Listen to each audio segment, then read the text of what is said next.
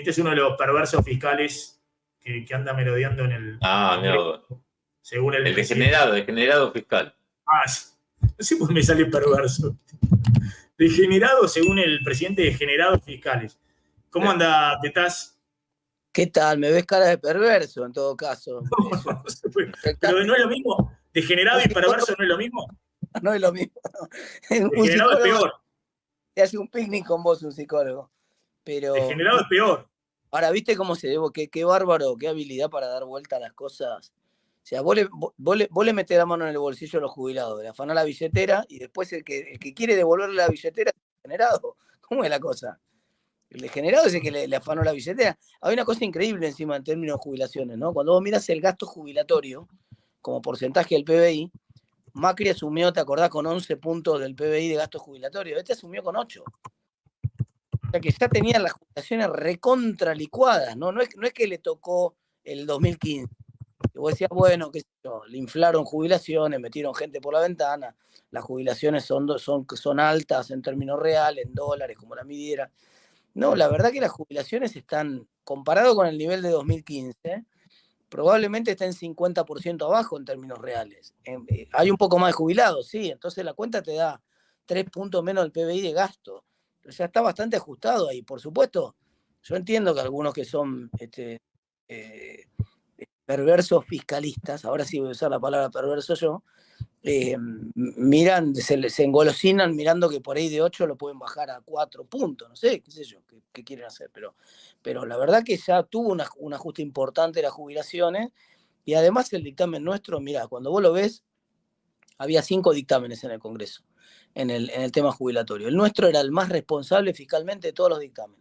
Muy parecido al dictamen del PRO, casi te digo que la verdad que era una picardía que no firmáramos juntos, porque esencialmente era por la política que no firmábamos juntos. Era un dictamen muy parecido al dictamen del PRO. Solo que el PRO te decía, le damos el 8% famoso se lo damos, pero primero dijeron, se lo damos en 12 cuotas, que fue un escándalo, porque le dijeron la hora 12 para los jubilados y se armó quilombo. Sí. Entonces lo sacaron ahí y en la última versión pusieron que el Ejecutivo decida de qué manera lo pagan, cómo hace para pagarlo, pero que paguen el 8%.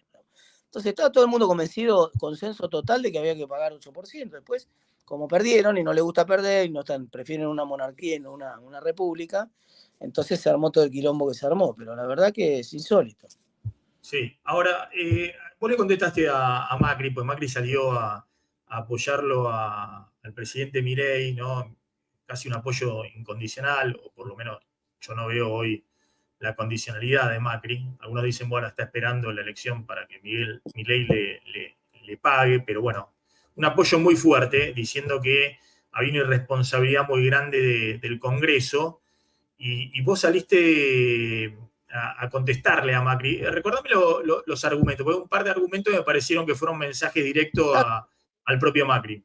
No, nada personal con Macri, al revés. No, pero mensaje respecto a proyectos que tenía el gobierno de Macri o que están impulsando sus propios diputados.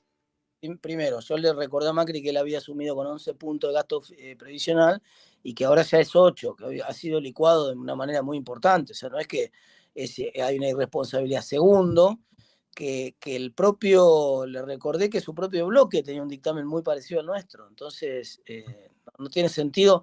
El tuit de Macri fue innecesario. Fue un tuit que no era necesario en este momento y que peca de pretender algo que no fue así la realidad. Pero pará, vos le dijiste dos cosas más a Macri. Por un lado, le recordaste el proyecto de cigarrillos. Claro, el proyecto de tabaco, todo el bloque de eso lo votó a favor del empresario este. Entonces, el señor del tabaco. Señor del tabaco y en contra del equilibrio fiscal, porque obviamente eso era prácticamente una cuarta parte de lo que es el ajuste a los jubilados, el impuesto al tabaco. Entonces, ahí como que el argumento se quedó medio corto. En un momento sos degenerado fiscal, en otro momento resulta que sos de la vieja política y que privilegias otras cosas. Entonces, basta, digamos. Quiero detenerme un segundo, ¿no?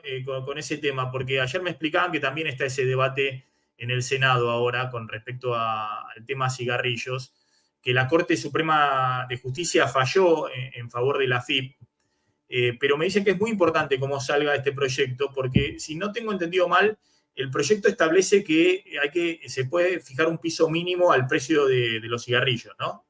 Y el tema es que si ese piso mínimo está por arriba, obviamente, del que está vendiendo esta empresa, la obliga a subir los precios, ¿no? Y equiparar con el No, resto. Entonces el tema uno dice, es un pero ¿por qué problema hay que poner técnico un de piso cómo se mínimo? computa, Sí. no es un precio mínimo.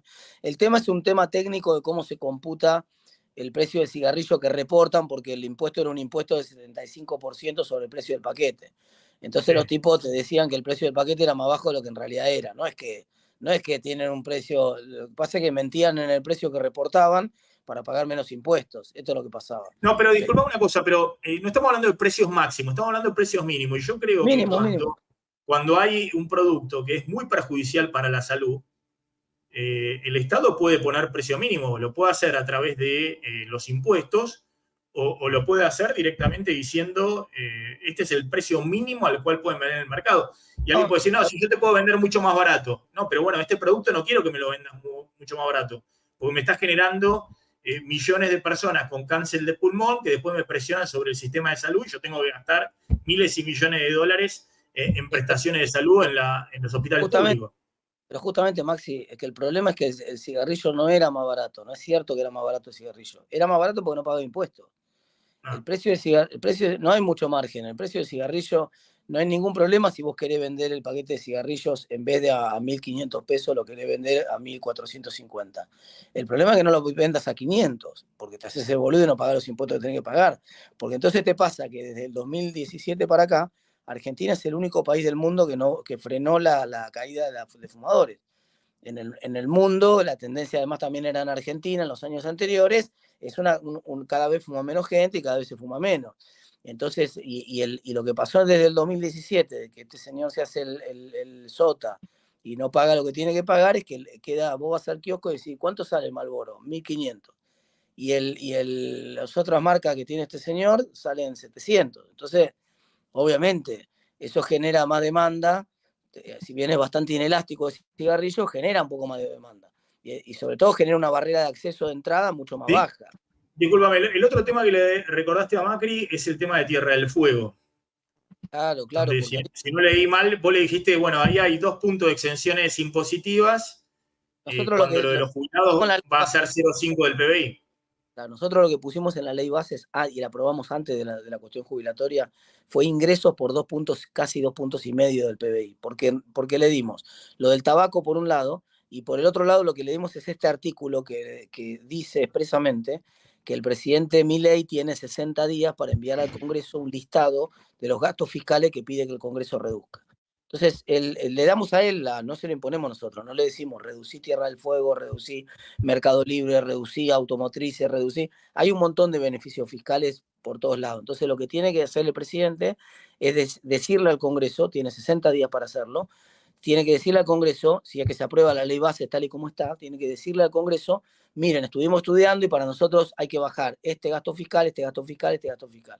Tiene hasta 2 puntos el PBI para mandar, de los 4 que es el gasto fiscal, puede mandar hasta 2 puntos del PBI. O sea, puede mandar 5 veces el presupuesto de jubilaciones que está en el proyecto de ley. Hasta 5 veces eso. Puede mandar Con los indicando gastos cuál. tributorios. Claro, no tiene por qué ser Tierra del Fuego. Podría ser Tierra del Fuego. También Pueden podría ser ser las otros regímenes las de automotrices o lo que exenciones fuera. impositivas, lo que se llama gastos tributarios. Es como un Exactamente. gasto, pero en realidad lo que deja de recaudar el Estado por hacerle una exención especial a distintos sectores, el software, distintos sectores, digamos.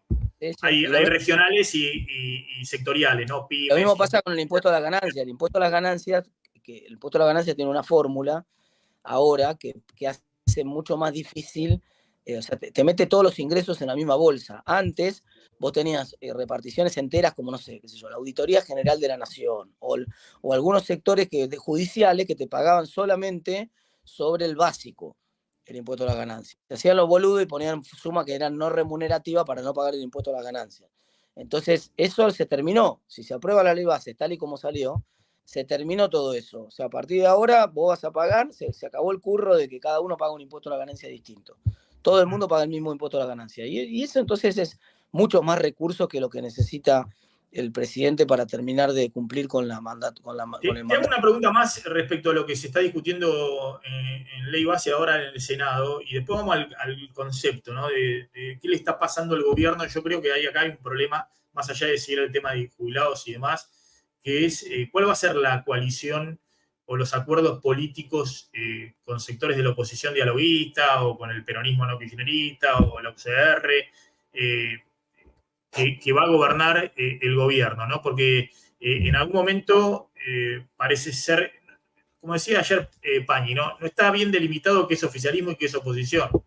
Y me parece que la actitud del gobierno, nadie puede creer que lo que ha pasado en el Congreso tiene que ver con la astucia de Máximo Kirchner o el poder oculto, digamos, de Cristina, porque me parece que han quedado bastante subordinados a lo que quieran hacer el bloque de Pichetto, lo que quiera hacer la Unión Cívica Radical. Bueno, la coalición cívica ya se cortó sola, porque de esa manera vos sos integrante, de hecho, de parte de esos que están en el medio y que definen, le dieron 140 votos para la ley base en general en el Congreso, creo que 141 votos. Claro, claro, sí, sí, así Y es. al mismo tiempo le dieron para el otro lado 160 votos para el aumento de jubilados que tanto enfureció a Milei. Entonces ahí hay, obviamente, no sé cuántos son, si son 50 diputados en total, que definen efectivamente cuál va a ser hacia adelante lo que se apruebe o no se apruebe en el Congreso. Entonces, ¿cómo se negocia eso con el Poder Ejecutivo? ¿Cómo se ordena? Porque hay que ordenar también un poco. Yo Sí, decía, pero hay que no dar hay, previsibilidad en la economía y también hay que dar previsibilidad en la política. contrario a lo que se trató de instalar, no hay ninguna conformación estable de ninguna mayoría en el Congreso. Lo que hay es un Congreso que está atomizado en su composición y que tiene por lo menos tres partes, en grosso modo, para hablar en grosso modo, una parte que va a votar todo que sí, que es los 70 del PRO más el gobierno, una parte que va a votar todo que no, que son los 100, ponele un poquito menos, quedaron ahora porque le comieron algunos de Tucumán y de Catamarca, ponele los 100 del que van a votar todo en contra, sumándole la izquierda, y lo que te queda en el medio son la tercera parte, que es esa tercera parte que, como dijiste vos, que son 80, 85 que van a definir. Y que van a definir siempre con el criterio ley a ley. Entonces vos vas a tener una ley donde se van a tratar temas de educación, donde nosotros lo que le estamos diciendo al gobierno es vayan con el dictamen nuestro. Por ejemplo, el dictamen nuestro ahora de educación, el financiamiento educativo reconoce y cristaliza lo que ya el gobierno acordó con los rectores, por ejemplo, y agrega el capítulo de la esencialidad educativa y que por lo tanto limita o reglamenta, mejor dicho, no limita, porque no lo limita, reglamenta cómo tiene que funcionar el derecho a huelga en la docencia para garantizar que los chicos tengan la escuela abierta. Y eso, digamos, yo no entiendo cómo el gobierno no elige estar de nuestro lado ahí, es decir, yo estoy en esa mayoría. No, ahora, si el gobierno no quiere estar en esa mayoría, se joderá el gobierno. Nosotros vamos a imponer ahí ese criterio casi con seguridad, y ese criterio muy probablemente tenga muchos adeptos. Entonces, pero para la ley siguiente vos vas a ver otra mayoría distinta, otra vez. Entonces, no hay una mayoría nueva, diferente, establecida. Lo que hay es un Congreso atomizado que ley a ley va a ir conformando distintas mayorías. Y mismo dentro de la misma ley jubilatoria del otro día, el artículo 11 del proyecto nuestro era para terminar con la jubilación de privilegio. Y ahí se conformó otra mayoría distinta, perdimos nosotros, no ganamos, perdimos por 2 votos en esa. Todos los peronistas votaron, obviamente, para mantener la jubilación de privilegio.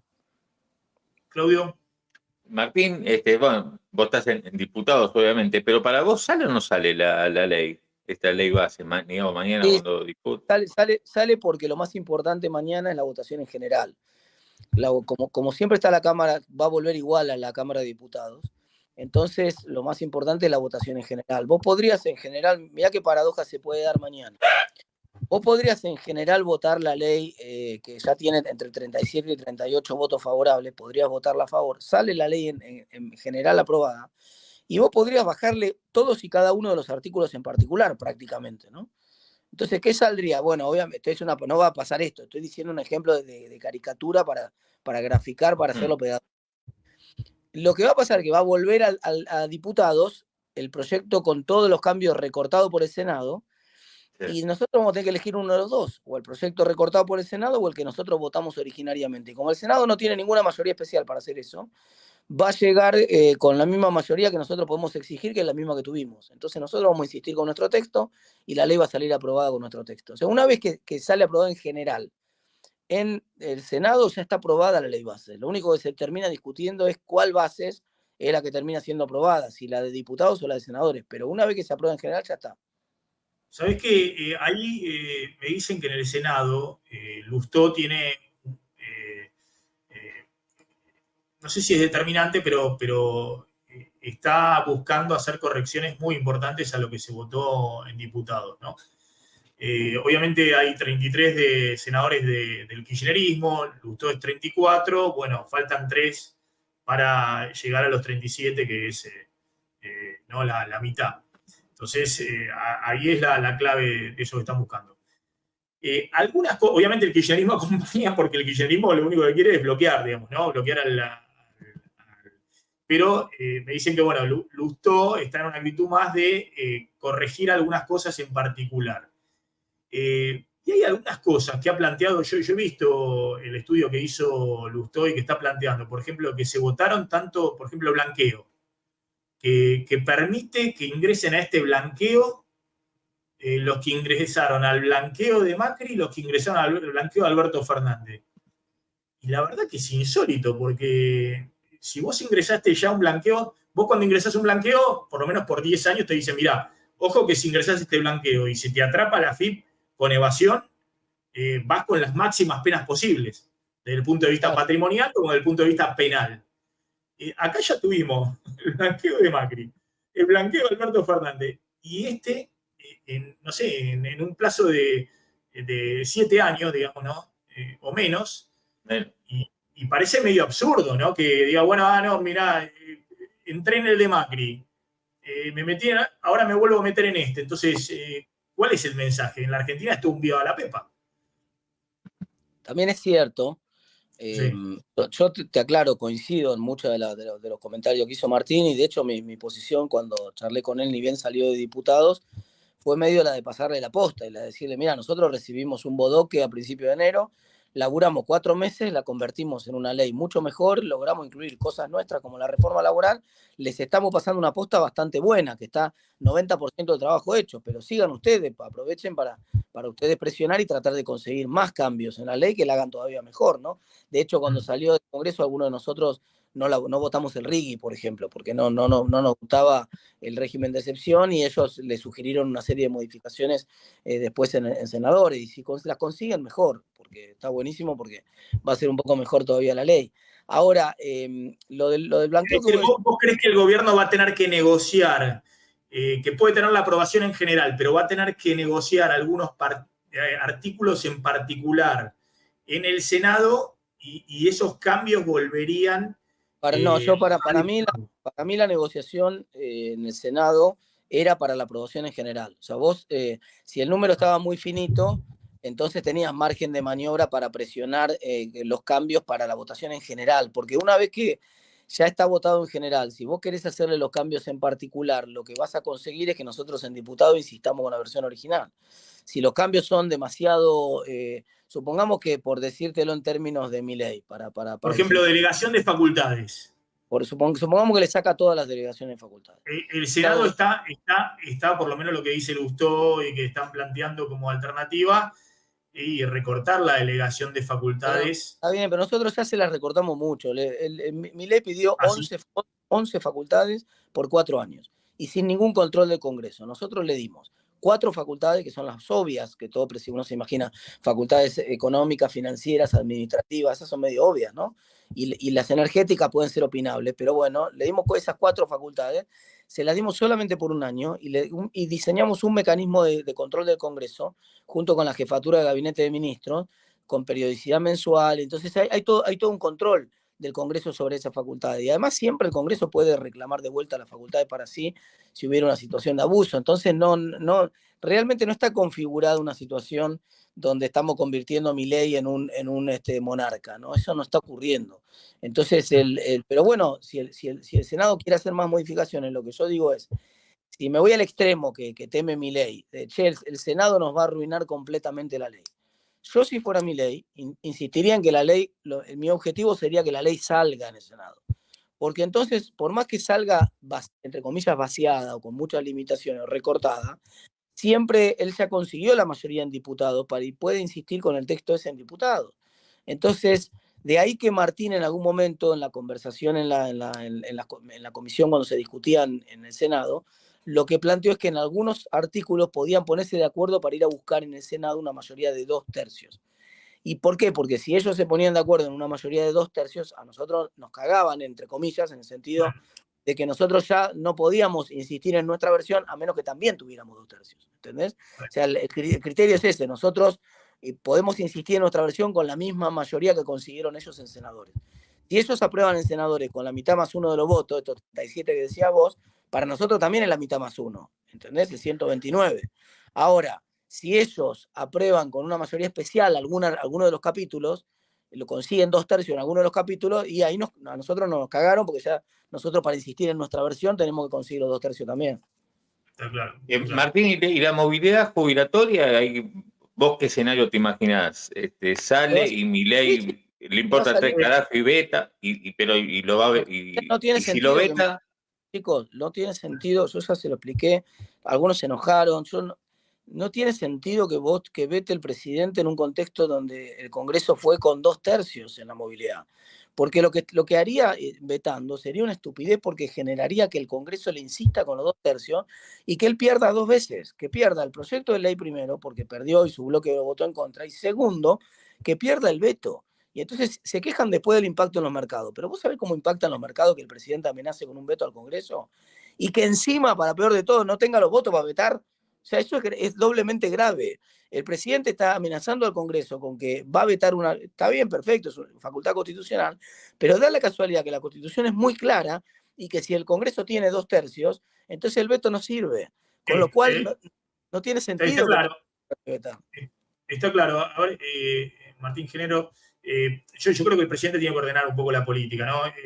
Esto que dice Milei, yo voy a gobernar como Bukele a puro decreto, esto es la Argentina, no es El Salvador, país de los más minúsculos en Centroamérica, ¿no? No, pero además El Salvador tiene una nada que ver. Yo conozco mucho El Salvador porque sí. Fui a El Salvador a dar clase de muchos años, y El Salvador tiene una cámara sola, es unicameral, y renueva todo, tiene 86 diputados nada más, y los renueva todos juntos en una elección. Entonces, pero Bukele cambió toda la Corte Suprema de Justicia, que le habilitó la elección. Al año y medio ya tuvo la elección donde pudo renovar toda la Cámara completa en una elección, y ya ahí tuvo poder para siempre, no tuvo problema. Esto no va a pasar ahora tampoco en la elección de medio término.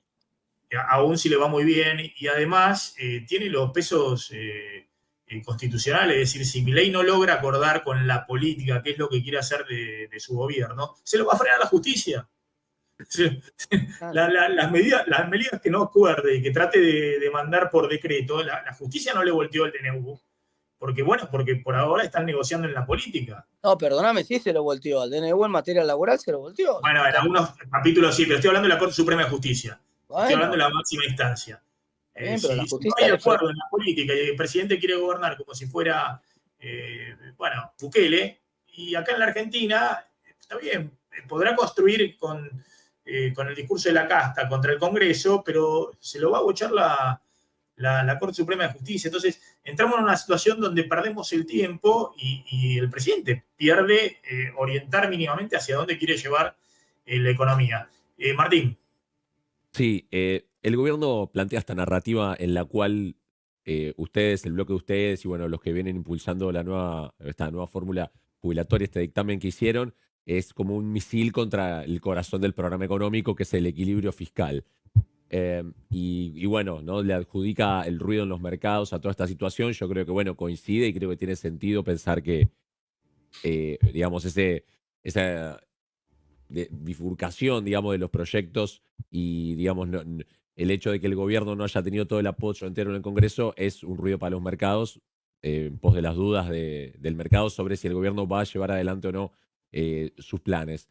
Pero ustedes ¿dónde se paran en torno a esto del equilibrio fiscal? O sea, ¿ustedes están de acuerdo con eso o ustedes priorizan, digamos, el bolsillo de los jubilados por sobre el equilibrio fiscal? ¿O están de acuerdo con el equilibrio fiscal en los términos que lo propone el gobierno? Lo que pasa es que si el programa central del gobierno, si vos lo tomás al pie de la letra esa narrativa tiene un problema, porque lo que te está diciendo al pie de la letra es, el corazón de nuestro programa es ajustar a los jubilados. Si nosotros no tenemos éxito en el ajuste sobre los jubilados, se cae el programa. Y esa es una narrativa muy complicada, muy complicada. Porque yo te digo una verdad, quiero ser claro en esto, chicos, quiero ser claro en esto. Si yo hablo con usted acá y le digo que la sostenibilidad que yo pueda pagar el alquiler de mi departamento, el que le meta la mano en la billetera a ustedes, me afane una billetera a ustedes, puede ser, digamos, un argumento medio débil, porque entonces vamos a decir, sí, pero vos tenés un problema grave, tenés que afanar para poder, ¿entendés? El argumento de que el equilibrio requiere y el corazón del modelo es ajustar a los jubilados no va. Ahora, vos podrías decir, bueno, sin el ajuste a los jubilados nos lleva un poco más el equilibrio fiscal, tenemos que avanzar más sobre la motosierra. Eso está bien, ese es el dilema que él planteó durante la campaña. Muchas veces, porque si no, ¿cuál era el cambio? ¿Cuál es la propuesta de cambio al final? La propuesta de cambio que Milei era el gran cambio de la Argentina. ¿Cuál es? Ajustar a los jubilados, porque les debo decir que si esa era la propuesta de cambio, es una propuesta más vieja que la carapela. Cada vez que viene un gobierno dice ajustemos a los jubilados, y esa es porque los pobres viejos no se pueden defender. Entonces, ¿cuál es el argumento? Eso también lo debilita, ¿entendés? De cara a los mercados, porque los mercados dicen al final esto es el plan de fondo. ¿Cuál era? ¿Ajustar a los jubilados? Entonces es el plan más ortodoxo de la historia. Pero Martín, perdón, sí, a los mercados no le importa si el ajuste es a los jubilados o a alguien más les bueno, más importa, malo. ¿qué no les va a importar? Claro que No, les importa. le importa Obvio que les importa. si está la plata, si está la plata o No, no hay no es plata. cierto, no es cierto. Les recontra importa, porque eso define la sostenibilidad de un modelo. ¿Les importa si es sostenible o no es sostenible? Claro, Eso porque vos, Sí. pero no solamente si es sostenible en el Excel, si es sostenible en la calle también. Porque vos no podés, mirá el problema que le pasó a Macri. ¿Qué pasó con el riesgo país después de que Macri consiguió la fórmula de jubilaciones que recortaba la jubilación en el 2017? ¿Bajó o subió? No, bueno, con lo que pasó. No, pará, se contesta con una pregunta. ¿Bajó o subió? Dígame.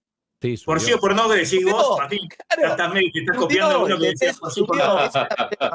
Subió, esa es la prueba. Por sí o por no.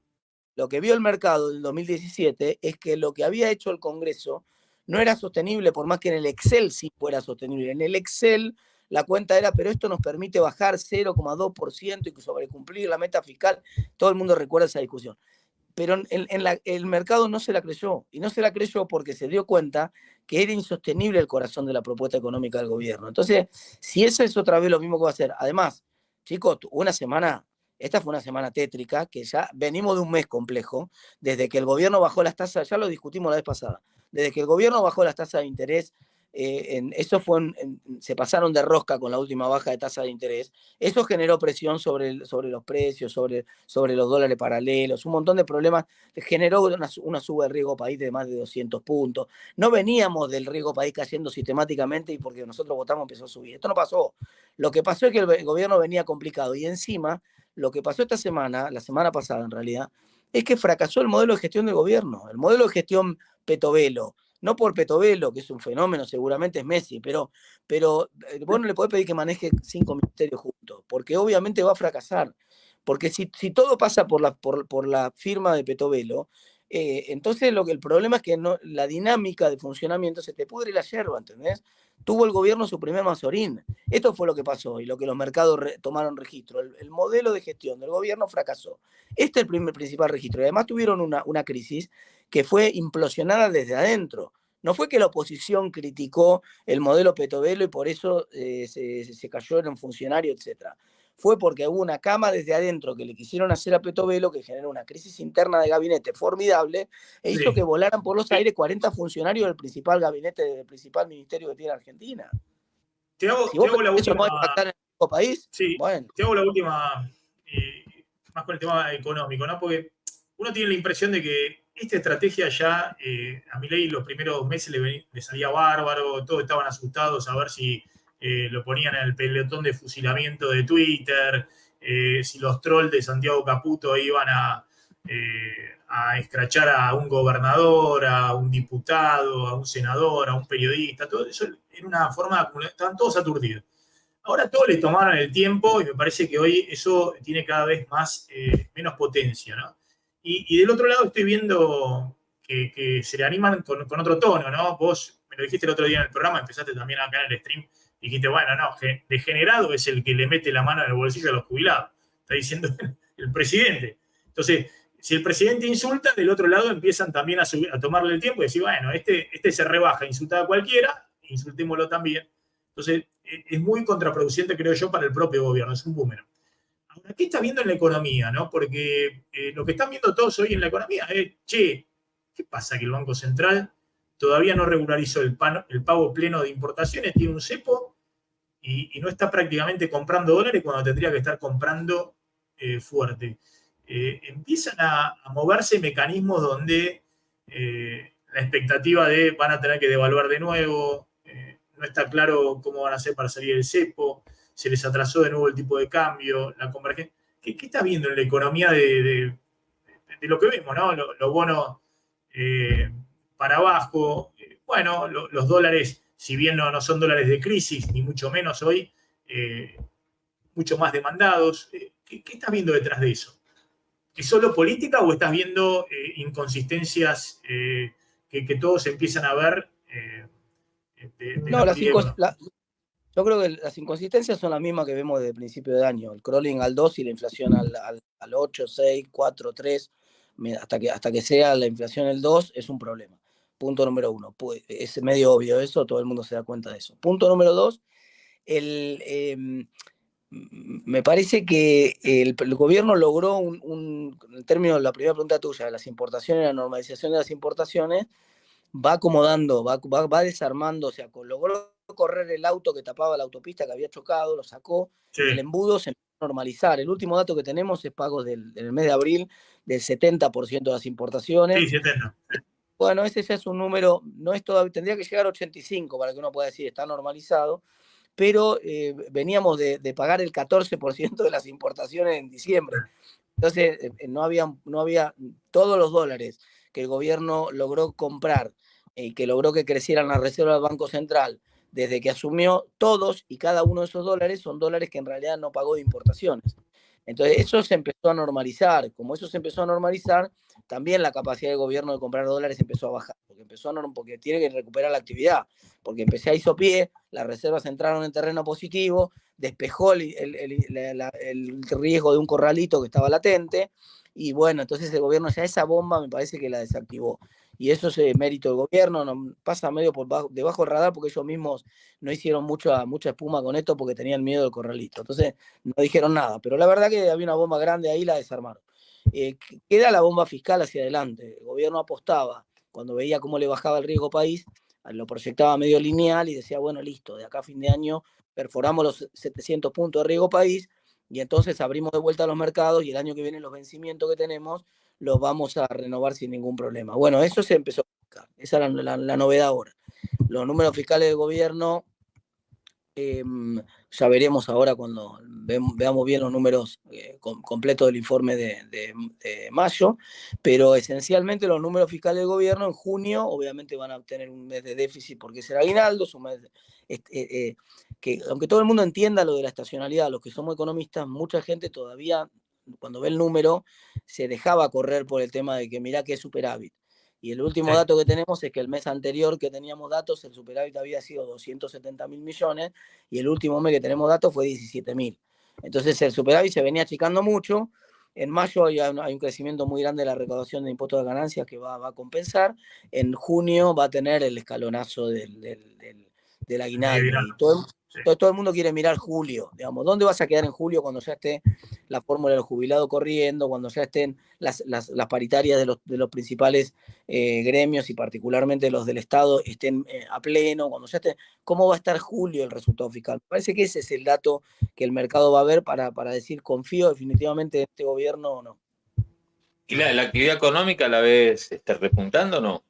Hay algunos datos de que indican que tocamos, que ya está, que hicimos pie y que la economía empieza de a poquito a recuperarse. Por ejemplo, la demanda de crédito privado, ese es un buen indicador también monetario. Yo lo tuiteé el otro día porque me llamó la atención el crecimiento de crédito privado. Está bien, vos me vas a decir, el volumen de crédito privado era 100, índice 100 hasta el año 2020, 21 había caído a 40, ¿no? O sea, para un sector de crédito privado ya muy chiquitito, se había despedazado del todo. Y ahora está creciendo 50, 55. Entonces, claro, parado desde 40, el 55 parece altísimo, parado desde donde estábamos hace 3 años, o desde la comparación con Colombia, Perú o Uruguay, parece muy bajo. Pero déjame ver esa lucecita verde. Empezó a salir un pastito verde, un brotecito verde, y es en la demanda privada de crédito. Me parece que ese es un indicador muy fuerte. Entonces le puede ir bien. Le puede ir bien a Milei, ¿o no? Con la economía, ¿no?